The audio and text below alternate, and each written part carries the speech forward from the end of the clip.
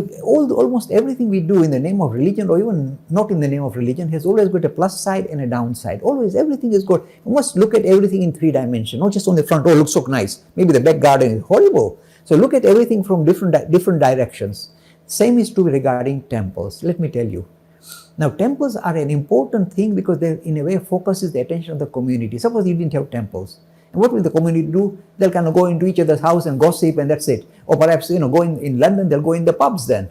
So temples are in a way a good place for the community to come together and think of higher things, even for a short time. Maybe they write the tinkling bell or whatever. Their minds are drawn to some higher ideals. And many temples actually promote some very good kind of activities in the temple grounds. And why should we vilify them? So they are doing something good for the greater community, socializing, networking of people from similar background, and think of, at least for a short period, think of something higher rather than just material things, making money and going on holidays and drinking and all that. So it fulfills an important function for every community, every society. In fact, in London, I tell you, I asked myself, suppose we didn't have all these temples in London, where will these youngsters or these middle-aged people end up?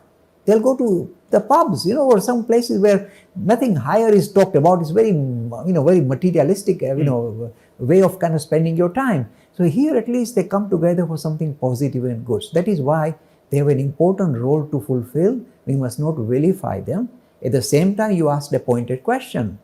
Sometimes you see the temples are left empty. I'll tell you one real example. One particular temple priest said, Mr. Lakhani, we have got this temple now, and my problem is that every day there are only 2 people in the temple. I said, 2 people, who are they? He said, me and God.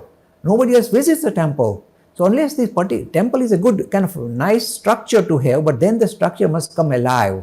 You must be able to attract the general public, the youngsters, to participate in various activities. So it's nice to build a temple, but then the organization that runs the temple, if it's not mature enough, then the temple is wasted. The land is wasted, the money is wasted.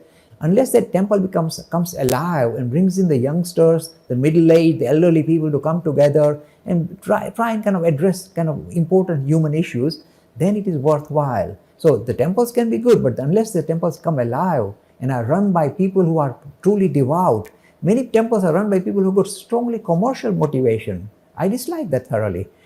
Temples and money can't go together. Of course, we need the donation for the temple to keep running, but that's all. You should not turn into a big kind of commercial enterprise, because that in a way flies in the face of what spirituality is all about. Free e-learning course in Hinduism. To register, please visit www.hindu-academy.com. Talks on Hinduism. Sponsored by People Care. Encouraging caring for the elderly in their own homes. For more information, please visit peoplecare.com.